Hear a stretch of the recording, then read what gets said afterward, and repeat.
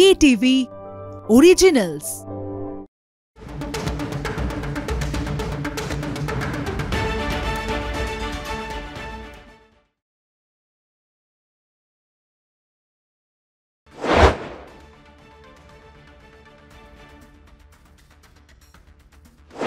নমস্কার, দেখছেন কলকাতা টিভির সঙ্গে রয়েছে আমি তসমিনা। শুরু করছি stadium bulletin, powered by SNU, co powered by Campa energy, co presented by Jack olive oil এবং আমাদের গিফট পার্টনার অ্যাশোর। আর আজকে আমার সঙ্গে স্টেডিয়াম বুলেটিনে রয়েছেন কলকাতা টিভির assistant sports editor Joyjyoti Ghosh. জয়দা, তোমাকে স্বাগত। আর তুমি তো জানোই যে এশিয়া কাপ চলছে, আজকে সুপার 4 ম্যাচ ছিল ভারত এবং বাংলাদেশের। অবশেষে ভারত জয় পেল বাংলাদেশকে 41 রানে হারিয়ে। কি বলবে আজকের ম্যাচ নিয়ে?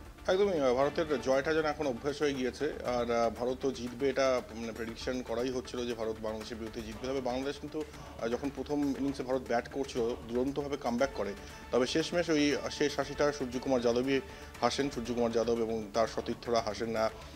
তবে এটাও বলতে হবে যে ভারত এই ম্যাচ জেতার সঙ্গে কিন্তু ফাইনালে পৌঁছে গেল। অর্থাৎ আমরা জানি যে 28শে সেপ্টেম্বর ফাইনাল, এবং সেই ফাইনালে ভারত নিশ্চিত। তবে আরেকটা দল, অন্য যে দল খেলবে সেটা কোন দল, সেটা কি বাংলাদেশ নাকি সেটা পাকিস্তান, সেটা আগামীকাল নির্ধারণ হতে চলেছে। আগামীকাল বলা যেতে পারে যে কার্যত সেই ফাইনাল ম্যাচ বাংলাদেশ বনাম পাকিস্তানের মধ্যে। যে টিম জিতবে সেই টিম ভারতের বিরুদ্ধে 28শে সেপ্টেম্বর খেলবে। তবে আজকে ভারতের দুর্দান্ত জয়।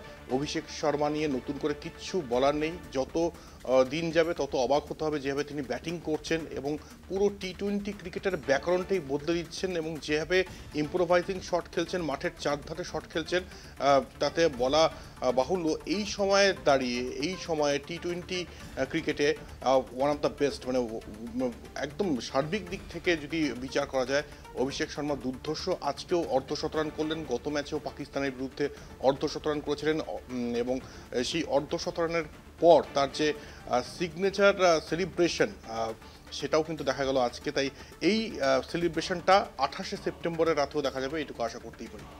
একেবারে জয়দা, ভারতের দুর্দান্ত জয়। সকল ভারতীয়রা হয়তো আজকে রাতে খুশি, কিন্তু জয়দা, এই যে আজকে ভারত 168 রান করেছে, কোথাও কি তোমার মনে হয় না যে রানটা বাংলাদেশের বিরুদ্ধে যেহেতু খেলছে কোথাও গিয়ে আরেকটু বেশি হতো? দেখো দর্শনা, বাংলাদেশের বিরুদ্ধে খেলছে বলে যে রানটা বেশি হতো সেটা নয়। তবে তুমি যদি 10 ওভার দেখো, প্রথম 10 ওভার আমি যদি ভুল না হয় 96 ছিল ভারতের রান, এবং তারপরের হঠাৎ করে কিন্তু রানটা কমে যায়। এবং সেটাই প্রথমেই বললাম যে বাংলাদেশ ফিল্ডার এবং বাংলাদেশ বোলারদের প্রশংসা করতে হবে, বিশেষ করে ফিল্ডিং। বাংলাদেশের ফিল্ডিং কিন্তু আজকে দুর্দান্ত হয়েছে, এবং ঋষাদ যেভাবে রান আউট করলেন অভিষেক শর্মাকে, যদি ভারত কোনোভাবে আজকের ম্যাচটা হারতো তাহলে কিন্তু ওটা অন্যতম টার্নিং পয়েন্ট হতো। আর এটাই বলা যে ওই অভিষেক শর্মা আউট হওয়ার পর কোথাও যেন মোমেন্টামটা ব্রেক করতে পারে বাংলাদেশ ফিল্ডার এবং বাংলাদেশের টিম, এবং যার ফলে রান রেটটাও কিন্তু কমে যায়। এবং যে স্ট্রাইক রেটে তারা রান করছিলেন, অভিষেক শর্মা যখন ক্রিজে ছিলেন যেভাবে তিনি রান করছিলেন, যেভাবে স্ম্যাশ করছিলেন মাঠের চারধারে, অভিষেক শর্মা আউট হওয়ার পরেই কিন্তু পুরো চিত্রটা বদলে যায়। এবং তারপর যেসব ব্যাটাররা আসেন তাদের মধ্যে বেশিরভাগই কিন্তু বড় শট খেলতে পারেনি, একটা ক্যালকুলেটিভ নক খেলার চেষ্টা করেন, এক্ষেত্রে হার্দিক পান্ডিয়া। তবে ওই 168তে গিয়ে থামতে হয়। তবে অভিষেক শর্মা যদি শেষ পর্যন্ত থাকতেন, এই 168টাই কিন্তু 198 হতো। একেবারে জয়দা, কিন্তু আজকের ম্যাচে সঞ্জু স্যামসন তিনি আজকে ব্যাট করতে এলেন না কেন?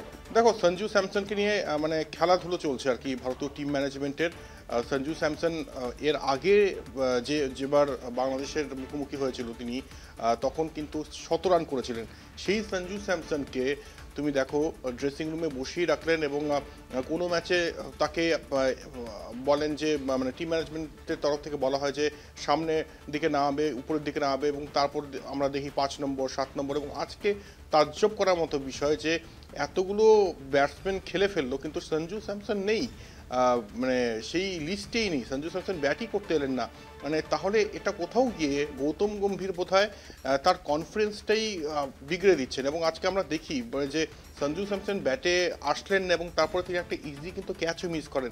তাই যদি ব্যাটে রান না আসে সেটার এফেক্টটা কিন্তু গ্লাভ ওয়ার্কেও দেখা যাবে, এবং সেটা কিন্তু আজকে ভীষণভাবে প্রস্ফুটিত হয়েছে। একেবারে জয়দা, তোমার সঙ্গে তো আলোচনায় রয়েছে, তবে এখন সময় একটা ছোট্ট বিরতি। ফিরছে বিরতির পর, সঙ্গে থাকুন।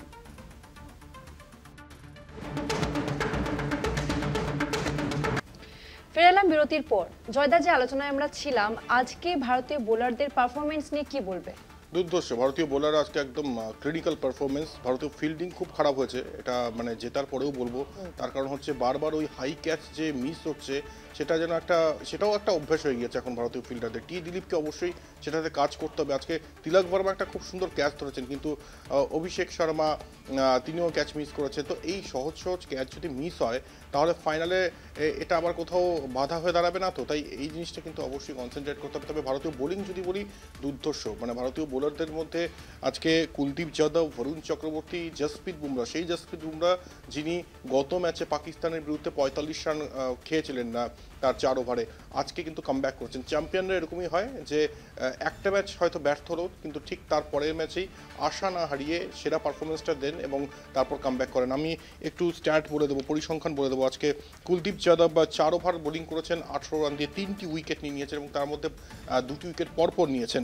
বরুণ চক্রবর্তী বরাবরই ম্যাজিশিয়ান, মিস্ট্রি স্পিনার, তিনি আজকেও দুর্ধর্ষ বোলিং করেছেন, 4 ওভার 24 রান দিয়ে 2টি উইকেট নিয়েছেন এবং জসপ্রীত বুমরা 4 ওভার 18 রান দিয়ে 2টি উইকেট নিয়েছেন। আজকে বলিউড স্টার ববি দেওয়াল ছিলেন এই স্টেডিয়ামে এবং তিনি ভীষণভাবে কিন্তু ইমপ্রেস যেভাবে বোলিং করেছেন জসপ্রীত বুমরা, তিনি বলেওছেন সেটা ম্যাচের পর। তাই জসপ্রীত বুমরা এই ছন্দটা তিনি যদি ধরে রাখতে পারেন 28শে সেপ্টেম্বর, তাহলে এর থেকে ভালো আর কিছু হতে পারে না এবং হয়তো আরও একটা ভারত পাকিস্তানের দিকে এগোচ্ছে। ফাইনাল যদি হয়, পাকিস্তানের বিরুদ্ধে যদি ভারত খেলে, তাহলে অবাক হওয়ার কিছুই থাকবে না। কারণ আমি আরও একবার বলে দিচ্ছি যে আগামীকাল বাংলাদেশ বনাম পাকিস্তান ম্যাচ, এবং পাকিস্তান যদি জিতে যায় কালকে, তাহলে কিন্তু আরও একটা ভারত পাকিস্তান ফাইনাল হতে চলেছে, এশিয়া কাপের ফাইনাল, যেটা 28শে সেপ্টেম্বর। তাই দেখার বিষয় যে জসপ্রীত বুমরা এই বদলাটা, মানে গত ম্যাচে পাকিস্তানের বিরুদ্ধে যে 45 রান খেয়েছেন, সেটার বদলাটা 28শে সেপ্টেম্বর নিতে পারেন কিনা।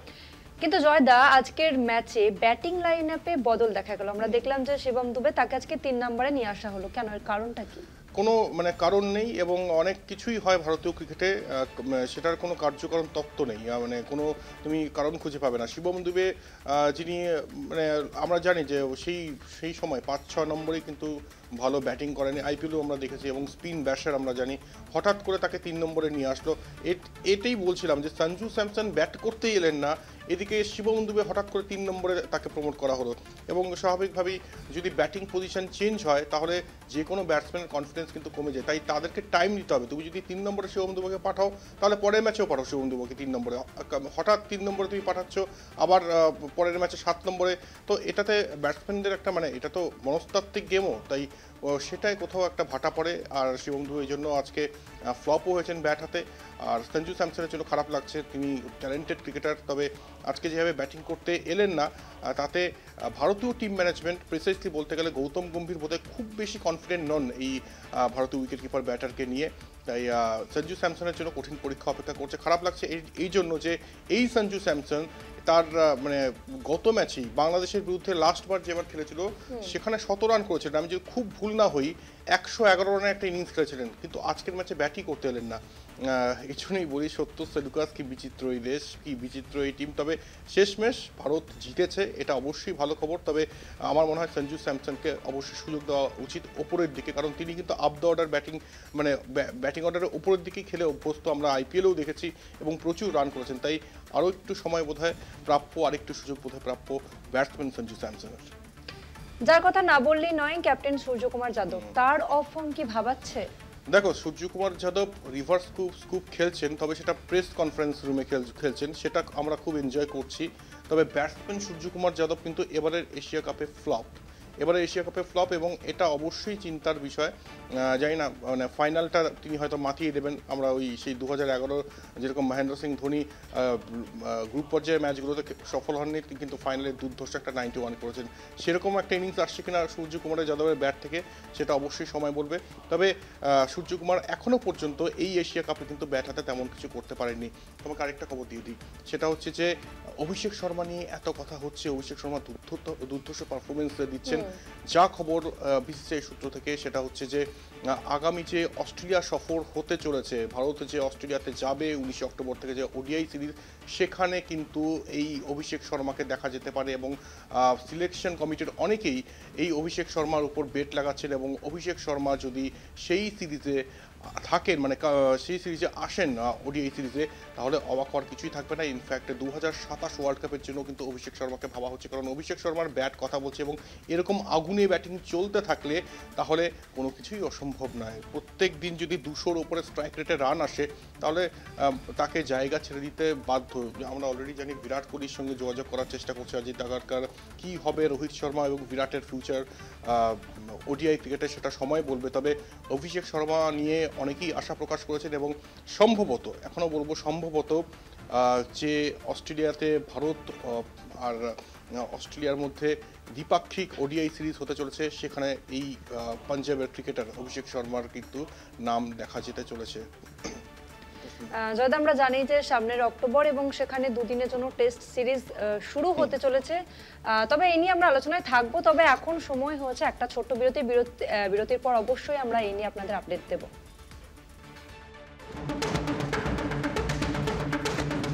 ফিরে এলাম বিরতির পর। ম্যাচ নিয়ে আমরা আলোচনায় থাকবো, তবে তার আগে আমরা একটু কুইজের দিকে নজর রাখবো। আমরা জানি যে আপনারা হয়তো সকলেই জানেন যে স্টেডিয়াম বুলেটিনের প্রত্যেকটি এপিসোডে কুইজ থাকে এবং সঠিক উত্তরদাতারা অ্যাশিওরের তরফ থেকে গিফট পেয়ে যান। জয়দা, কালকের সঠিক উত্তরদাতাকে এবং আজকের প্রশ্নকে তুমি যদি আগেই জানিয়ে দাও। আজকে প্রথমে জানাবো যে গতকালের অনেকেই সঠিক উত্তর দিয়েছেন, তবে লাকি উইনার তিনি হচ্ছেন কৌশিক ঘোষ বোলপুর থেকে। অনেক অনেক অভিনন্দন আপনাকে, এবং আপনি পেয়ে যাচ্ছেন অ্যাশিওরের তরফ থেকে আকর্ষণীয় পুরস্কার। আজকের প্রশ্নটা করে ফেলছি। আজকের প্রশ্ন হচ্ছে যে আপনারা তো জানেন নিশ্চয়ই মাঙ্কি গেট কাণ্ড, 2008 সাল সিডনি টেস্ট, আমরা কেউ ভুলিনি। সচিন হরভজন ক্রিজে, এবং তারপর অ্যান্ড্রু সাইমন্সের সঙ্গে কী হয়েছিল, মানে অ্যান্ড্রু সাইমন্স আর হরভজনের মধ্যে কী হয়েছিল সেটা আমরা জানি, এবং মাঙ্কি গেট সাগা বলা হয় সেটাকে। হরভজনকে 3 ম্যাচ ব্যান করা হয়েছিল এবং তারপর বিসিসিআই পাল্টা দেয়। কোশ্চেন হচ্ছে এই ম্যাচের ম্যাচ রেফারি কে ছিল? সঠিক উত্তর অনেক আসবে আমি জানি, তবে যিনি লাকি বিজেতা হবেন তিনি অবশ্যই পেয়ে যাবেন অ্যাশিওরের তরফ থেকে আকর্ষণীয় পুরস্কার। একেবারে। তবে জয়দা, আমরা যে আলোচনায় ছিলাম, যেমনটা বিরতির আগে আমরা বলছিলাম যে সামনের অক্টোবরে টেস্ট সিরিজ রয়েছে এবং ওয়েস্ট ইন্ডিজের বিরুদ্ধে আজকে দল ঘোষণা করার কথা ছিল ভারতীয় দলে, তবে সেই দল ঘোষণা হলো না কেন? কোনো কি বিশেষ খবর রয়েছে? দেখো, আজকে দল ঘোষণা করার কথা ছিল অবশ্যই, তবে সেটা ডিলে হয়েছে। কালকে 12:30 দুপুর 12:30টার সময় দল ঘোষণা হবে।